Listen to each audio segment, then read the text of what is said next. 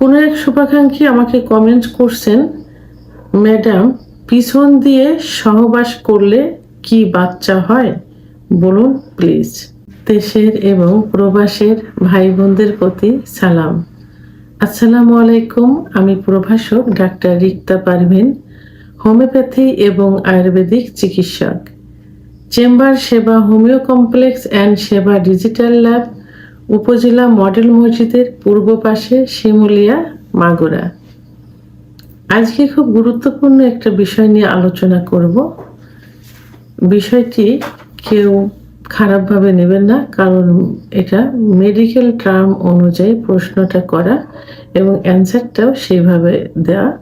অনেকের ভুল ধারণা থাকে, সেই ভুল ধারণাটা শুধরানোর জন্য ভিডিওটি আজকে আমার অ্যান্সার করা। শুভাকাঙ্ক্ষী পিছন বলতে কোনটা বুঝিয়েছেন আমি আসলে সেভাবে বুঝতে পারিনি, কারণ পিছন দিয়ে অ্যানাল সেক্স করে যেটা মলদ্বার দিয়ে, আবার পিছন দিয়ে যোনিপথ দিয়েও কিন্তু সহবাস করে।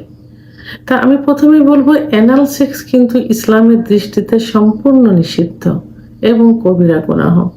সেহেতু অ্যানাল সেক্স কখনোই করা যাবে না। আল্লাহ তাআলা সেক্স করার জন্য নির্দিষ্ট একটা জায়গা দিয়েছেন, সেটা পুরুষাঙ্গ, মহিলাদের যোনিপথ। তো এটা এর মাধ্যমে বাচ্চা হয়, এই পথের মাধ্যমে বাচ্চা হয় এবং এই বাচ্চা হওয়ার ধারা অব্যাহত রাখার জন্য যৌন মিলন। তো আমি প্রথমেই বলবো যে যদি কেউ অ্যানাল সেক্স করে, অর্থাৎ মলদ্বার দিয়ে সহবাস করে, তাহলে বাচ্চা হবে না। আর পিছন দিয়ে যদি যোনিপথ দিয়ে সহবাস করে তাহলে বাচ্চা হবে। কারণ পুরুষের শুক্রাণু এবং মহিলাদের ডিম্বাণু মিলিত হয়ে কিন্তু বাচ্চা হয়। এখন মহিলাদের ডিম্বাণু কোথা থেকে আসে? ডিম্ব নালী থেকে। আর এই ডিম্ব নালী অর্থাৎ ওভারির অবস্থান কোথায়? এটা তলপেটে, লয়ার অ্যাবডোমেন বা তলপেটে জরায়ু থাকে। জরায়ুর দুই পাশে দুইটা ডিম্ব নালী থাকে।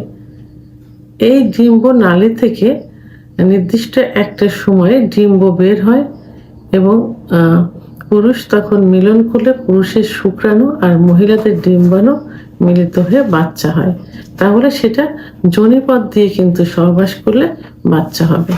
সেটা পিছন দিয়ে করলে হবে, যে ওয়েতেই হোক, যোনিতে ডিম্বাণু শুক্রাণু মিলনের ফলে বাচ্চা হবে।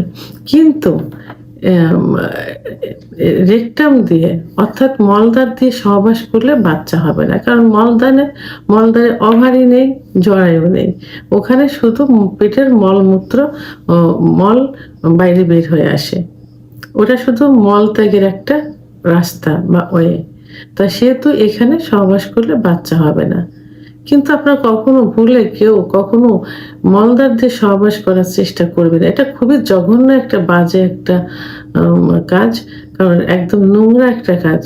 তো এই পথ দিয়ে সহবাস করলে জেনে শুনে কোনো ভালো মেয়ে কোনো কিন্তু স্বামীর সঙ্গে স্পর্শে আসবে না, যারা এই মলদ্বার দিয়ে সহবাস করাকে মানে ঘৃণার চোখে দেখে। ভালো যে মহিলাগুলো, সাধারণত নোংরা প্রকৃতির কিছু মেয়ে আছে যারা এটা করে থাকে। তা সবাই এটা থেকে দূরে থাকতে হবে, ইসলামিক অনুশাসন মেনে চলতে হবে, নির্দিষ্ট জায়গায় যোনিপথ দিয়ে সহবাস করতে হবে, যার মাধ্যমে বংশ বিস্তারের ধারা অব্যাহত রয়েছে। ভিডিওটি সম্পর্কে যদি কোনো মতামত থেকে থাকে অবশ্যই কমেন্টের মাধ্যমে জানাবেন। আর ভিডিওটি ভালো লাগলে লাইক, কমেন্ট, সাবস্ক্রাইব করে আমার সঙ্গে থাকুন। আল্লাহ হাফেজ।